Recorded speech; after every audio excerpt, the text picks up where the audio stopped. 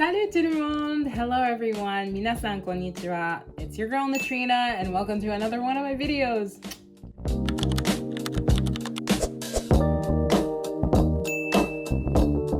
So today we're tackling the topic of the do's and don'ts when visiting Japan. I'm going to start with the do nots, the don'ts. So I think this is quite important. I have my PC over here with my notes. Number one, do not talk on the phone when you're using public transportation. That could be for trains, buses. Those are the two main public transportations that we use. If you're on the train, you'll see signs, and also over the speaker. Usually in Japanese, now they're incorporating English translation as well for the narration, but they'll tell you, please refrain from using your phone meaning telephoning on the train. Because I've seen people do it, I've done it myself. If you happen to get a call and it's maybe important or you need to pick it up, then pick up the phone and then kind of whisper and cover your mouth too and tell the person that you're on the train right now, you're gonna have to call them back, sorry, bye. You can do that too, but other than that, do not use your phone on the public transportation. So I didn't know this, but that rule only goes for Japan. I thought it was common knowledge, but it's apparently just a rule in Japan. So because when I came here to France, I got on the bus and people not only talk on the telephone, they put their conversation on speaker. Like whoever they're talking to, they're on speaker phone and we can hear their whole conversation. And no one says anything, no one's bothered by it. It's so normal. And at first, I didn't expect it and I didn't know that was normal. So I was like, "What?" We can all hear you. But anyway, that kind of bothered me at the beginning. It was kind of annoying because I was so used to silence on the train, no talking on the phone. But anyways, no talking on the phone on the train or bus, public transportation. Just don't do it. Number 2, do not sit on the ground in public. I've been seeing that it's been increasing, that whole thing with tourists especially. And I noticed here, a lot of people sit on the ground.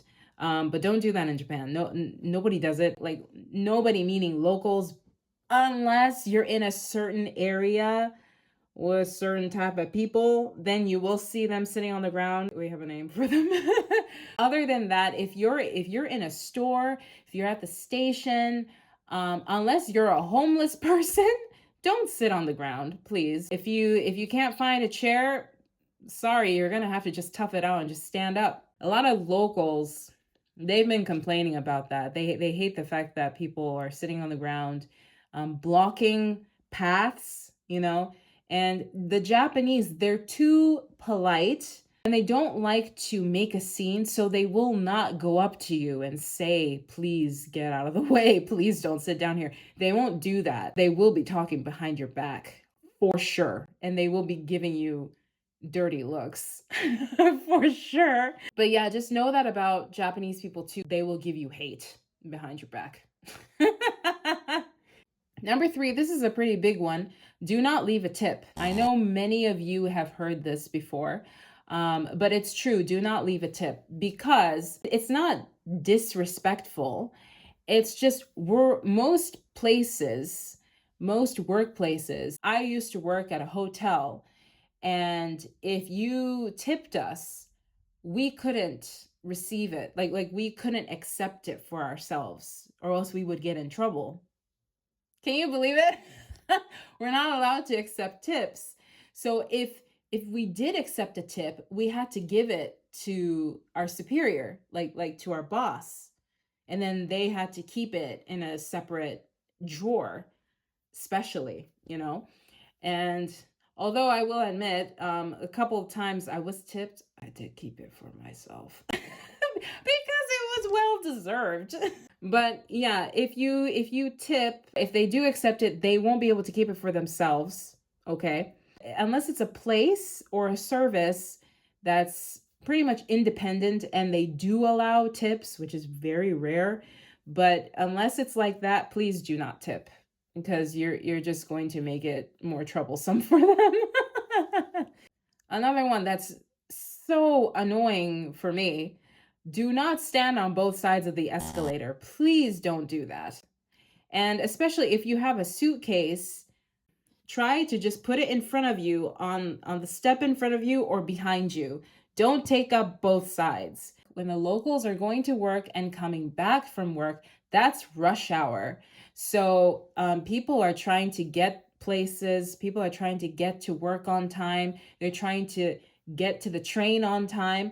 So people are rushing. That's why it's called rush hour. So if you end up blocking one of those sides on the escalator, that's going to create a huge problem. And as I mentioned before, Japanese people will not say anything. So no matter how pissed they are or how irritated they are, they will actually just wait there and kind of just do that thing with their foot. Or they'll just be like, this person just took up the whole lane. Now we can't move. Mind you, some locals, they do that. Usually the locals who do that, though, they're the elderly. But please do not take up both aisles on the escalator. There are some people who are confused as to which side to actually stand, depending on which city you go to, and it's and it's true, it is confusing. And I don't know why. It's like a silent rule. Depending on which city you're in, you just look at the other people and then do what they do. So you look at the locals and see which side they're standing on, and then you just copy. Last, do not expect people to easily bend the rules for you. I'm going to compare Japan and the US in this case, okay? Now, Japan, I feel like they're getting a little bit better with this because they're having more tourists. But before growing up, not at all. I'm just going to use a restaurant as an example. So if you're going to a restaurant and you're ordering food, they have something in the dish that you cannot eat or that you want them to just slightly change. I'll give you an example. I went to a restaurant in Japan. It was an Italian restaurant, actually. And then I wanted this certain dish. So I wanted a different type of pasta. It's the same dish, and they have both types of pasta. I just wanted them to switch the pasta. Okay. And now, normally, if I were in the States, they would have probably said, yeah, sure, no problem. Japan is a very by the book type of country. So whatever they're told, they have to do it that way.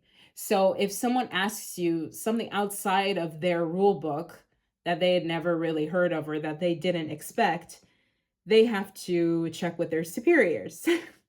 If the customers have a certain type of request, if it's logical, then might as well just do it for them, right? To have a better outcome. But in Japan, most of the time, we're so by the book, we don't take logical thinking into the situation. So a lot of times that could anger the customer. Please just remember that Japan, although gradually starting to kind of thinking logically and then doing what's best for the customer, it's still a by the book country. So wherever you go, if you're receiving a certain kind of service, just know that, just be aware that you could run into that kind of problem, maybe, no matter how small or how big it is. All right, now let's go to the do's. Number one, this is based on actually something that I experienced with a customer when I was still working at the hotel. Do bring cash, not just online payments or credit cards. Please bring cash when you go to Japan. I met a couple of guests who decided to visit Japan for like a week and a half, pretty long, and they didn't bring any cash whatsoever.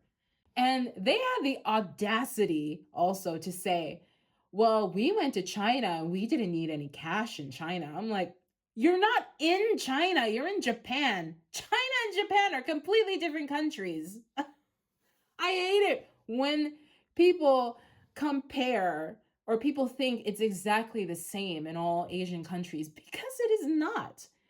It's the same as saying Canada and America are exactly the same. I was so appalled by that. I was really angry. But anyway, please bring cash as well, especially if you're going to like more of the countryside, kind of smaller towns. Some stores, some places, you're going to just need cash. So make sure to bring just a little cash with you, just in case, of course. Number two, I think this is a nice do.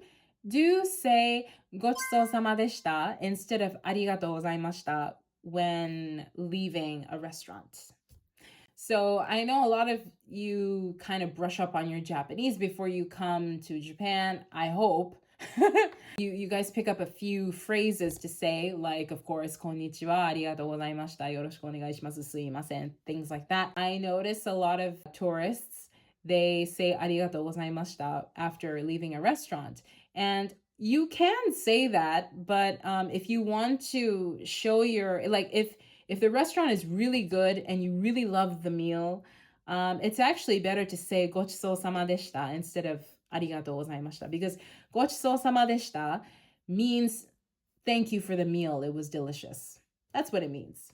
So they're going to appreciate it more if you try and say that. If you try, they will really appreciate it. Last, do respect the places that you go to. Respect the place, meaning respect their rules.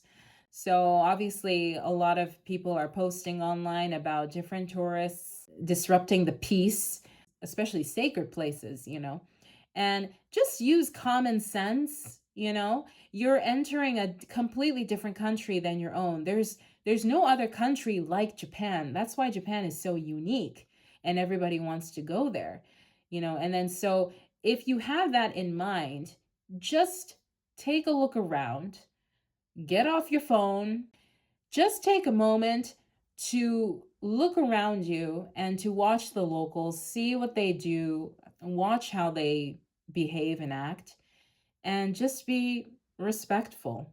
I did mention before that Japanese people, they don't like confrontation, but recently, because all these tourists are disrupting everything and are disrespecting all these places and their rules, the Japanese people, they're starting to become a little bolder. So who knows, you might encounter something like that if you do something stupid. So please just respect the rules of each place you go to. Enjoy your time, but remember to be mindful of your actions. And if you have any questions, actually feel free to ask some people. They might not be able to answer you back in English, but hey, that's what translators are for.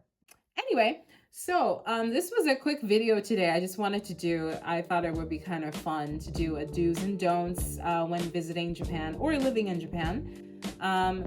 There are so many other do's and don'ts, but I didn't want to make it too long for this video. So hope you guys enjoyed that. If you have any experiences of your own on people who actually didn't do this or did do this and that was maybe horrific or that was funny or terrible, please feel free to comment. If you like this video, please hit the like, and hey, if you want to subscribe, you're free to do so. I would like it, of course. But thank you guys so much for sticking around with me today. I hope you enjoyed it. Have a great day. Bye.